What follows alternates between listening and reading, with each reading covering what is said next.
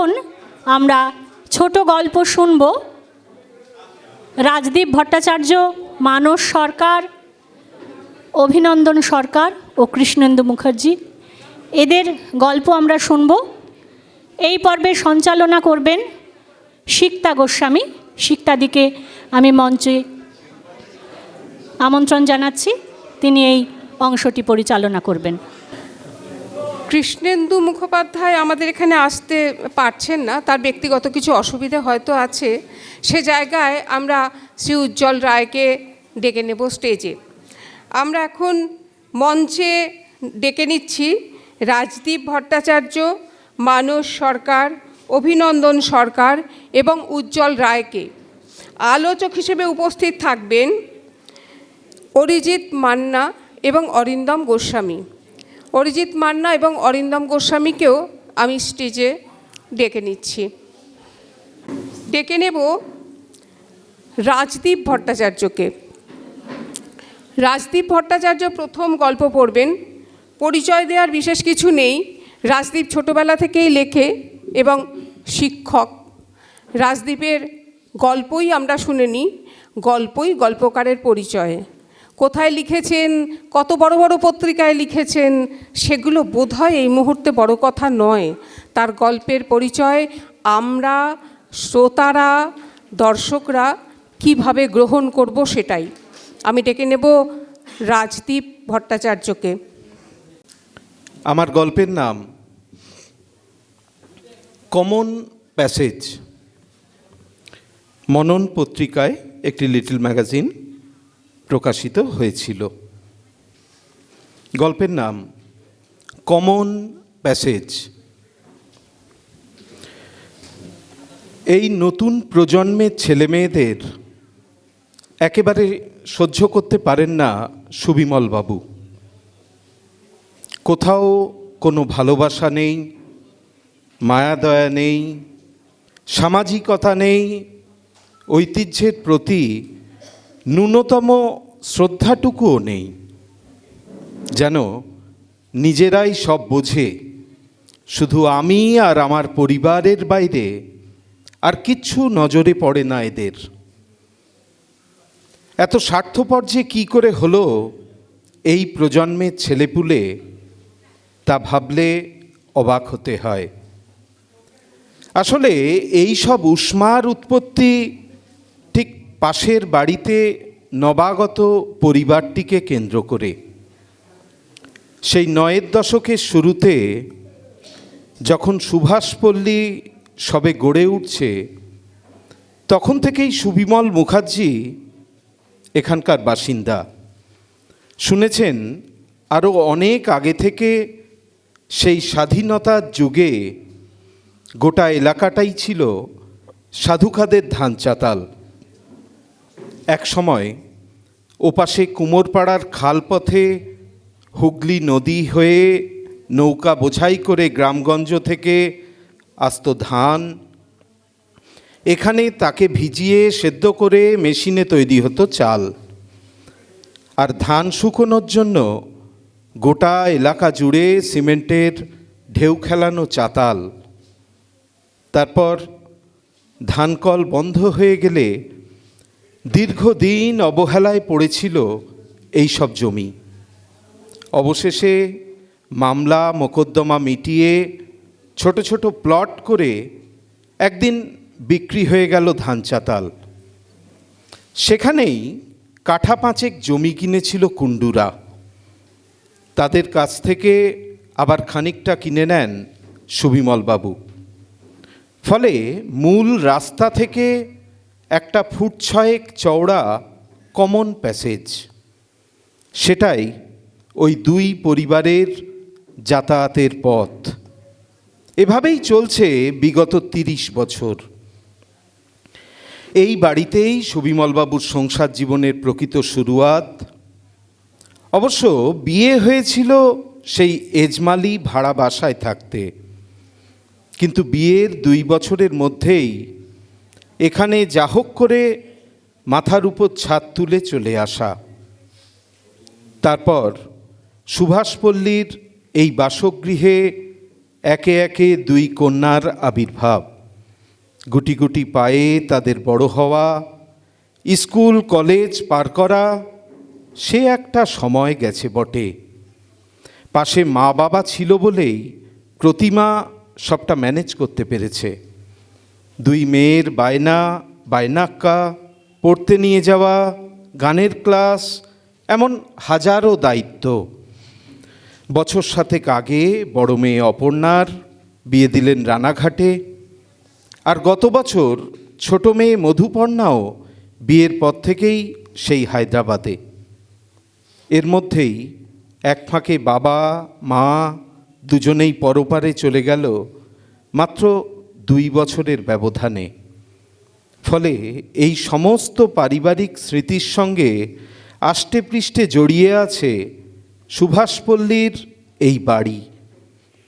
আগে বেশ কিছু গাছপালা ছিল একপাশে, ক্রমশ আড়ে বহরে ঘর বেড়ে যাওয়ায় এখন আর সেসব কিছুই নেই।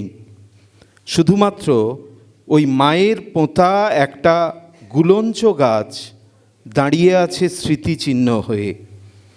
তার কয়েকটা মাত্র রুগ্ন ডাল, তবু তাতেও ফুল ফুটে থাকে প্রায় সব সময়। সেই 2 ঘরের এক চিলতে বাড়ি এখন সাজানো গোছানো 2.5 তলার ছোটোখাটো অট্টালিকা। লকডাউনের সময় নতুন করে রং করিয়েছেন, অথচ ছোট মেয়েটার বিয়ের পর থেকে গোটা বাড়িটাই যেন বড্ড চুপচাপ হয়ে গেছে। ইদানিং এই একঘেয়ে জীবন অসহ্য লাগে সুবিমল মুখার্জির। বিশেষ করে গত ডিসেম্বরে রিটায়ারমেন্টের পর থেকে নীরবতা যেন আরও চেপে বসেছে মাথার উপর। এতগুলো ফাঁকা ঘরে মাত্র এই 2জন মানুষের মধ্যে হু হু করে বাতাস বয়ে যায় সারাক্ষণ। ঠিক এর মধ্যেই জুটেছে এক নতুন ঝামেলা। সুবিমলবাবুর ওই 6 ফুটিয়া পথ যেখানে গিয়ে পৌরসভার রাস্তায় মিশেছে, ঠিক সেখানেই ডান পাশে ছিল বসাকদের বাড়ি। প্রদীপ বসাক অনেক আগেই গত হয়েছেন। তারপর তার বউ মারা যাওয়ার পরে ছেলেটি সেই পুরনো বাড়ি বেচে দিয়েছে। মাস 5 আগে থেকে সব ভেঙে চুরে সেখানেই নতুন কাঠামো উঠছে। এ সবই চোখে চোখে রাখছেন সুবিমল মুখার্জি। এরপরই সমস্যা পেকেছে ওই 6 ফুট কমন প্যাসেজ নিয়ে। প্রতিমাই প্রথম খেয়াল করে ব্যাপারটা, দেখে এসে বলে, তুমি কি লক্ষ্য করেছো যে বসাকদের ওই পাঁচিল ভেঙে একটা নতুন রাস্তা করেছে আমাদেরই পথের উপর? দোতলার জানলা থেকে নিরীক্ষণ করে বোঝার চেষ্টা করেন সুবিমলবাবু। সত্যিই তাই, তবে পাঁচিলটা ওদের, তাই ভাঙতেই পারে, কিন্তু রাস্তাটা স্রেফ 2জনের, তাই সেটা তো আর তারা ব্যবহার করতে পারে না। কুণ্ডু বাড়িতে এখন ওই বুড়ি মা আর এক অবিবাহিতা মেয়ে, তাই এ বিষয়ে তাদের প্রতিবাদ করার বা এসব অন্যায় বোঝার মতো মানুষ নেই। হেস্তনেস্ত যা করার তা সুবিমলবাবুকেই করতে হবে। ওদিকে যার বাড়ি উঠছে সেই ছোকরা এক কন্ট্রাক্টরকে দায়িত্ব দিয়েই খালাস। তাকে মুখোমুখি ধরা খুব মুশকিল। বাড়ি যাওয়ার পথে যে মিস্ত্রি কাজ করছিল তাকেই পাকড়ালেন সুবিমল মুখার্জি। বললেন, এই রাস্তা তো শুধু আমাদের আর কুণ্ডুবাড়ির লোকজনের চলার পথ, এদিকের পাঁচিলটা হঠাৎ ভাঙা হলো কেন? রাজমিস্ত্রি হাত কচলে বলল, না কাকা, ওই মালপত্র ঢোকাতে সুবিধা হবে বলে ভাঙলাম। এরপর আর কিছু বলা চলে না। যতই হোক প্রতিবেশী, তার সুবিধা অসুবিধা দেখাও একটা কর্তব্য। ধীরে ধীরে চোখের সামনে সে বাড়ি উঠল, দোতলা হলো, তারপর ঘটা করে তাদের গৃহপ্রবেশও হলো।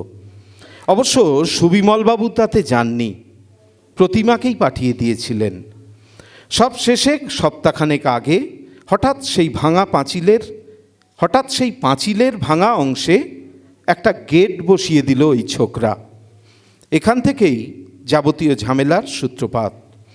পরদিনই সুবিমল মুখার্জি ধরে ফেললেন বেটাকে। কি হে, তোমার মিস্ত্রি বলেছিল ওখান দিয়ে মালপত্র ঢোকাতে সুবিধে হবে, তাই এতদিন আমি কিছু বলিনি।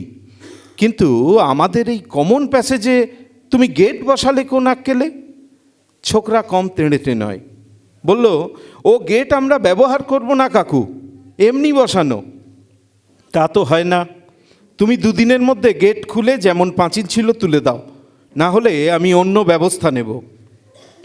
ছোকরা তখন চিবিয়ে চিবিয়ে বলল, সে আপনি নিন, কিন্তু গেট তো ওখানেই থাকবে। কথাটা শুনেই ঝট করে মাথায় রক্ত উঠে গেল সুবিমল বাবুর। যা হোক করে সামলে নিলেন। তখনকার মতো এখানে কথা থামলেও জল গড়ালো অনেক দূর। গেট যেমনকার তেমনই রইল। সুবিমলবাবু বুঝলেন ছোকরা মহা ধুরন্ধর। আসলে একতলায় ভাড়া দিয়ে নিজেরা ওপরতলায় থাকার প্ল্যান করেছে, তাই ভাড়াটের জন্য আলাদা দরজার ব্যবস্থা রাখতেই ওই গেটের আবির্ভাব। কিন্তু সুবিমল মুখার্জি এই সুভাষপল্লীকে জন্মাতে দেখেছেন, তাকে ঘোল খাওয়ানো এত সহজ কাজ নয়। 3-4 দিন দেখে তারপর রাস্তার পাশ বরাবর মিস্ত্রি ডেকে তুলে দিলেন 5 ইঞ্চির সরু দেওয়াল। তাই নিয়ে ঝামেলাও হলো বিস্তর। প্রথমে ওরা ডেকে নিয়ে এলো কাউন্সিলর অমিতকে। বয়সে অনেক ছোট হলেও সুবিমলবাবুকে সে দীর্ঘদিন ধরে চেনে, আর এটাও ভালো জানে যে অকারণ পিছনে লাগার মানুষ তিনি নন। সে দেখে শুনে বলে গেল যে সুবিমলবাবু ভুল কিছু করেননি। তখন উপায় না পেয়ে শুরু হলো আবেদন নিবেদন। ছোকরা তার বউকে পাঠিয়ে দিল বাড়িতে। সে এসে হাতে পায়ে ধরল, কান্নাকাটি করল, আর তাই দেখে প্রতিমারও মন গলে জল। তবু চোয়াল চেপে রয়ে গেলেন সুবিমল মুখার্জি। সেদিন ওই ছোকরার চিবিয়ে চিবিয়ে বলা কথাগুলো তখনও বুকে বিঁধেছিল। প্রতিমা বলল, দেখো ভুল যা করার ওরা করেছে, কিন্তু হাতে পায়ে ধরে তা স্বীকার করে ক্ষমাও চেয়ে গেছে। চোখের জল বড় অমঙ্গল ডেকে আনে গো, তুমিও পাঁচিল ভেঙে দাও। সুবিমল মুখার্জি রেগে গেলেন। বিষয় সম্পত্তি তুমি বোঝো কি? এ ব্যাপারে কোনো কথা বলবে না। সেদিনের ছোকরা আমাকে বোকা বানাবে? কে কোথাকার কে উড়ে এসে জুড়ে বসেছে আবার মস্তানি, আমি এর শেষ দেখে ছাড়ব। স্বামীর রুদ্র মূর্তি দেখে চুপ করে গেলেন প্রতিমা। ওদিকে মাস পয়লায় সব মালপত্র নিয়ে স্থায়ীভাবে এসে পড়ল সেই নতুন প্রতিবেশীরা। পরিবারে একটা ছোট মেয়েও আছে স্বামী স্ত্রীর সঙ্গে। নতুন এক ঝকমারি হলো সুবিমলবাবুর। রোজ মুখ তুলে চাইলেই যেদিকে চোখ পড়ে তাদের সঙ্গেই কিনা মুখ দেখা দেখি বন্ধ। খুবই অস্বস্তিকর ব্যাপার, কিন্তু তা বলে অন্যায়ের সঙ্গে আপোষ করার মানুষ তিনি নন। যাওয়া আসার পথে মুখ ঘুরিয়ে ওটুকু পথ টপকে যাওয়াই অভ্যেস করে নিলেন। মেয়েদের সঙ্গে মায়ের যোগাযোগ থাকে বেশি। প্রতিমাই 2 বেলা নিয়ম করে ফোন করেন 2 মেয়েকে। অবশ্য তারাও করে মাঝে মধ্যে। বড় মেয়ের ঘরে নাতির বয়স 3 বছর হলো। তার সঙ্গে গল্প জমে ভালো সুবিমলবাবুর। সে নতুন স্কুলে যাচ্ছে, সেখানকার কথাও শোনেন। আধো আধো স্বরে বন্ধুদের কাজ কারবার শুনে মিথ্যে মিথ্যে ভয় পান, অকারণ হেসে ওঠেন। এসব করেই ঢিমে তালে দিন কাটে। তাছাড়া প্রতিদিন বাজার করা, বিকেলে নিয়ম করে হাঁটতে যাওয়া, এসব তো আছেই। প্রতিমা আলুর চপ খেতে ভালোবাসে খুব, তাই কোনো কোনো দিন হেঁটে ফেরার সময় গোটা 4 চপ নিয়ে ফেরেন। সেদিন সন্ধেবেলাও চপের ঠোঙা হাতেই ফিরছিলেন। বাড়ির কাছাকাছি আসতেই লোডশেডিং হয়ে গেল হঠাৎ। রাস্তায় কোনো আলো নেই। এর মধ্যে টিপটিপ করে বৃষ্টি শুরু হয়েছে। ঢোকার পথটা একেবারে অন্ধকার হয়ে আছে। তবে সুবিমল মুখার্জি এই রাস্তা ইঞ্চিতে ইঞ্চিতে চেনেন, তাই ধীরে ধীরে পা ফেলে এগুচ্ছিলেন। হঠাৎ কানে এলো হারমোনিয়ামের মৃদু সুর, তার সঙ্গে একটা অপটু গলার গান। ঝুপ করে মনে পড়ে গেল অনেক দিন আগের কথা। 2 মেয়ের ছোটবেলা চোখের সামনে ছবির মতো ভেসে উঠল। সন্ধে হলেই মায়ের তাড়নায় হারমোনিয়াম নিয়ে বসত দুই বোন। মাঝখানে প্রায় 20-22 বছর কেটে গেছে কোথা দিয়ে। সেদিনের সেই বালিকারা কিশোরী বেলা পেরিয়ে আজ মা হয়ে গেছে অন্য শহরে, কিন্তু বালিকাদের হারমোনিয়ামের বোল, গলা সাধার গান, এসবের যেন কোনো পরিবর্তন আজও হয়নি। এক একটা দিন, এক একটা সময় হঠাৎ সিগন্যাল না পাওয়া ট্রেনের মতো অজানা মাঠের মধ্যে যেন থমকে দাঁড়িয়ে পড়ে। তারপর অনির্দিষ্টকাল ধরে অনিমেষ তাকিয়ে থাকে আতখাওয়া চাঁদ কিংবা দূরের অস্পষ্ট নীলাভ শৈলশিরার দিকে। জীবনের মাঝখানে এভাবেই কেউ কেউ ফ্রিজ হয়ে যায় অকস্মাৎ। তখন পাশ দিয়ে স্রোতের মতো বয়ে যেতে থাকে কাল, এই মানব জীবন, এই বহমান আয়ু। ব্যক্তি মানুষের হাত থেকে নিমেষে ছিটকে যায় ব্যাটন, মহাকালের দুরন্ত লাগাম। টিপটিপ বৃষ্টিতে ক্রমাগত ভিজতে ভিজতে অন্ধকার সেই কমন প্যাসেজের এক কোণে স্থাণু হয়ে দাঁড়িয়ে থাকেন সুবিমল মুখার্জি। তার হাতে ঠোঙার মধ্যে গরম চপ ধীরে ধীরে ঠান্ডা হতে থাকে। কোনো এক ভিতর ঘর থেকে অবিরাম বয়ে আসে বালিকার নাছোড় কণ্ঠ। সন্ধ্যের বাতাসে থই থই করে ভেসে বেড়ায় সেই আবহমান শিশুবেলার গান। উৎসুক হরিণের মতো সুবিমল মুখার্জি শুধু কান পেতে শুষে নিতে থাকেন সেই সব উড়ন্ত সুর ও বাণী।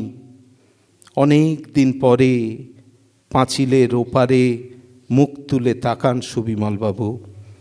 ঘর থেকে চলকে আসা এক চিলতে আলোয় চোখে পড়ে বর্ষার জল পেয়ে গ্রিল বেয়ে লতিয়ে উঠেছে অপরাজিতার কচি শাখালতা। সবাইকে ধন্যবাদ জানাই।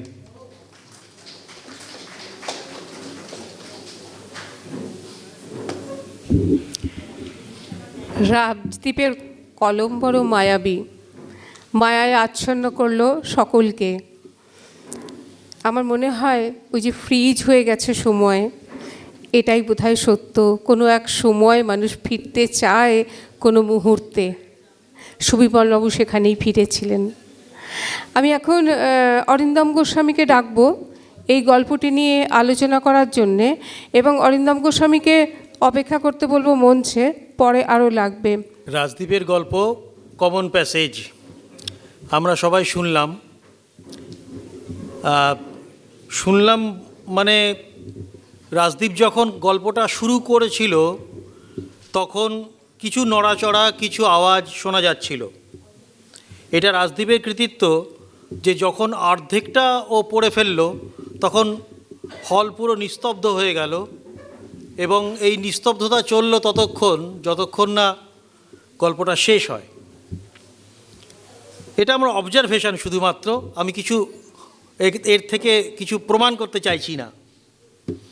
গল্পের মধ্যে যে কথা বলা আছে সেই জীবন আমরা হয়তো সবাই দেখেছি, আমাদের সবার চোখের সামনে দেখা জীবন, আমাদের নাগরিক জীবনে জায়গার যে ক্রাইসিস সেখানে উঠে আসছে।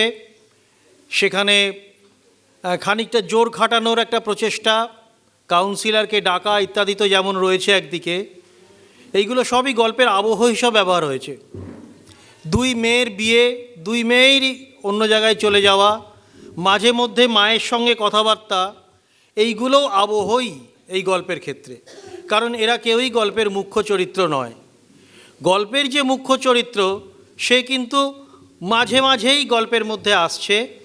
সে একটা হঠাৎ করে চ্যালেঞ্জ নিয়ে ফেলে, যেখানে তার অনেক দিনের যে লালন করা যে স্বপ্ন, অনেক দিনের অনেক চেষ্টায় একটা আড়াইতলা বাড়ি, এর ঢুকবার যে রাস্তা, সেই রাস্তায় অনধিকার প্রবেশ, এটা যেন তার মনে হয় তার বাড়িতে ঢুকে পড়ছে কেউ, তার যেন প্রাইভেসি কেউ নষ্ট করে দিচ্ছে।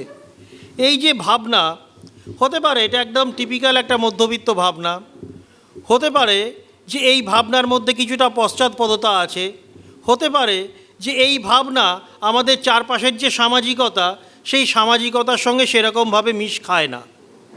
কিন্তু গল্পটা যখন আমরা শুনি, তখন এই গল্পটা কিন্তু আমাদের এই সমস্ত কথা ভাববার অবকাশ দেয় না।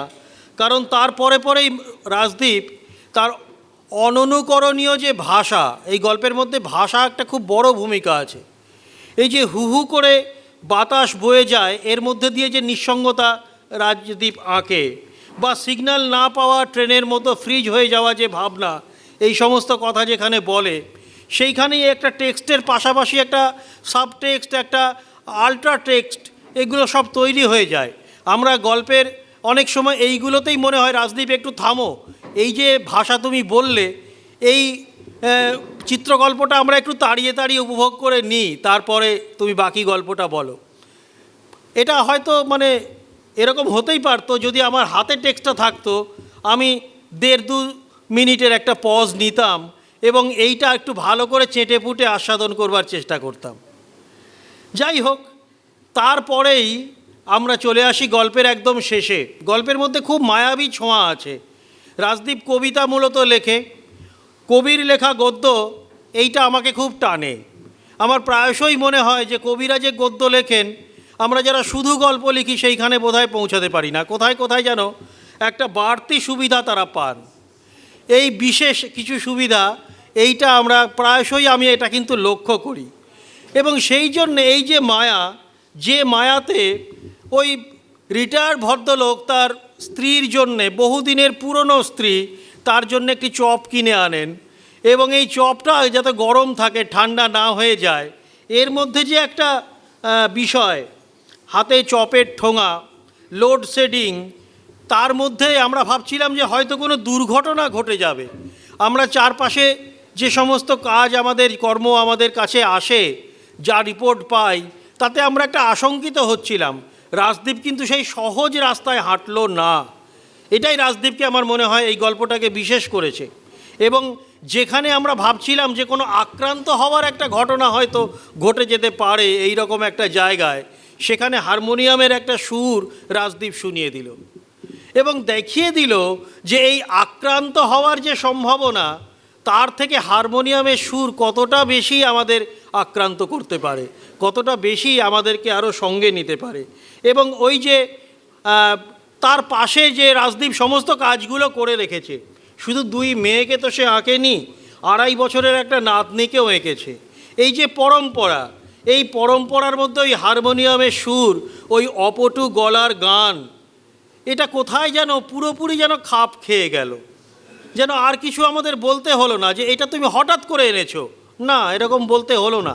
আমাদের মনে হলো এই যে পরপর পরম্পরা, যেমন করে করে ইঁটের পরে ইঁট রাজমিস্ত্রি গাঁথছিল, ঠিক সেই রকম যেন নিপুণ হাতে রাজমিস্ত্রির মতো রাজদীপ এটা আঁকলো। এবং এই যে বহমান আয়ু, তারপরে মহাকালের দুরন্ত লাগাম, একটু বেশি সময় নিয়েছে এই দিকটা শেষ করতে, এটা হয়তো কারুর কারুর মনে হতেও পারে। কিন্তু আসলে রাজদীপ তো একটা গান শোনাচ্ছিল আমাদের, সেই গানটায় একটু তেহাই না দিয়ে রাজদীপ থামে কি করে? ফলে এই জন্যে এইটা 2-3 খানিকটা প্রান্তবর্তী অংশ বারবার উল্লেখিত হলো এবং ওই সন্ধ্যার বাতাসে শিশুর গান, সেটা স্থায়ী অংশ এই গল্পের, আমি বলবো এটা 2-3 পুনরাবৃত্ত হলো। এবং এর মধ্যে দিয়েই পাঁচেলের উল্টো দিকে একটা অপরাজিতা, এই যে চিত্রকল্প, এইখানে গল্প শেষ হলো, লিখিত টেক্সটের গল্প শেষ হলো, আমরা যারা পাঠক, আমরা যারা শুনছিলাম, আমাদের গল্প এখান থেকে শুরু হলো, আমরা বুনতেই থাকি, বুনতেই থাকি, বুনতেই থাকি।